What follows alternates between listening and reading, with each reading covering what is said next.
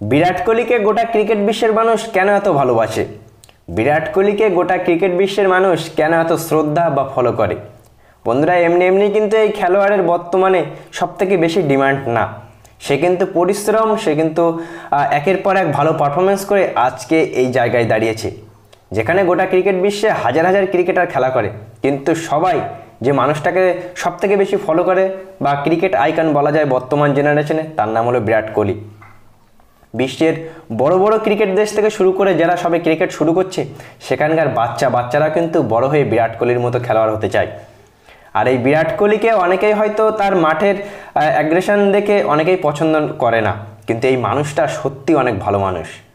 যে মানুষটার জন্য আবারও 1-150 বছর পর ক্রিকেটে অলিম্পিকে যুক্ত হতে যাচ্ছে, যে মানুষটা বারে বারেই এটা প্রমাণ দেয় যে শুধু ভালো ক্রিকেট খেললেই ভালো ফ্যান ফলোয়ার হওয়া যায় না, তার জন্য ভালো মনের মানুষ হতে হয়। আর বিরাট কোহলি কিন্তু সত্যি ভালো মনের মানুষ।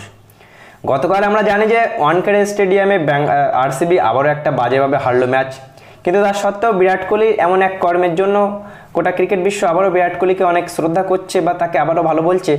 সেটা হলো হার্দিক পান্ডিয়া যখন ব্যাটিং করতে আসলো, তখন আমরা জানি যে আমাদের ভারতীয়রা শোধরাবে না, হার্দিক যতই ভালো করুক তাকে নিয়ে ট্রোল করবেই। ওয়ানখেড়ে স্টেডিয়ামের হাজার হাজার দর্শক যখন হার্দিক ব্যাটিংয়ে আসাতে আবারও সেই বু করছিল, বাজে বাজে কমেন্ট করছিল, সেই সময় বিরাট কোহলি রুখে দাঁড়ালো, ফ্যানদের দিকে বলল যে এটা করো না, সেও ভারতীয় খেলোয়াড়। ফ্যানরা বিরাট কোহলিকে কত শ্রদ্ধা করে। বিরাট কোহলি হার্দিককে যখন বু করছিল, তখন বিরাট কোহলি বলার সঙ্গে সঙ্গে আবার সবাই হার্দিক করলে তাকে হার্দিককে সাপোর্ট করছিল। এটাই আমাদের বিরাট কোহলি।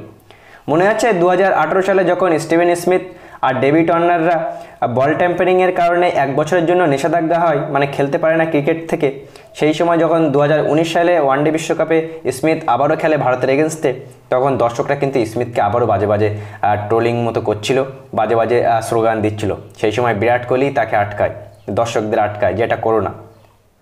পরবর্তীতে আমরা কি দেখতে পেলাম, 2023 আইপিএলে নেভিনুল হককে গোটা ক্রিকেট বিশ্ব যেখানেই নেভিনুল হক খেলতে যাচ্ছিল, সেখানেই নেভিনুল হককে বাজে বাজে ট্রোলিং, সোশ্যাল মিডিয়াতে বা স্টেডিয়ামে বাজে বাজে ট্রোলিংয়ের শিকার হতে হচ্ছিল।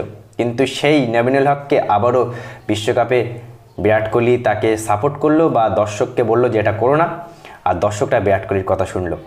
বিরাট কোহলি অনেক ভালো মনের মানুষ। বিরাট কোহলি এমনি এমনি ক্রিকেট বিশ্বে এত পরিচিতি পায়নি, আর বিরাট কোহলি এমনি এমনি তার এত মানুষ শ্রদ্ধা করে না। তার অ্যাগ্রেশন দেখে অনেকেই হয়তো তাকে রাগ করতে মানে হেড দিতে পারে, কিন্তু মানুষটা কিন্তু অনেক মনের মানুষ। যে রোহিত শর্মাকে হার্দিক পান্ডিয়া সাপোর্ট করা উচিত ছিল, সেই রোহিত শর্মার জায়গায় বিরাট কোহলি গিয়ে ওয়ানখেড়ের ক্রাউডকে চুপ করিয়ে দিল। আর আশা করবো যে ওয়ানখেড়ের ক্রাউড হয়তো হার্দিককে আর কোনোদিন এমন কথা বলবে না বিরাট কোহলির রিকোয়েস্টে, তার কারণ বিরাট কোহলি ক্রিকেট আইকন, আর আইকন যেটা বলবে সেটাই তো শুনতে হবে। সুতরাং বন্ধুরা, বিরাট কোহলি কিন্তু অনেক বড় একটা মানুষ, আবারও সেটা প্রমাণ করলো বা আবারও গোটা বিশ্ব দেখতে পেলো। এই জন্যই কিন্তু এই মানুষটাকে সবথেকে বেশি ভালোবাসি আমি।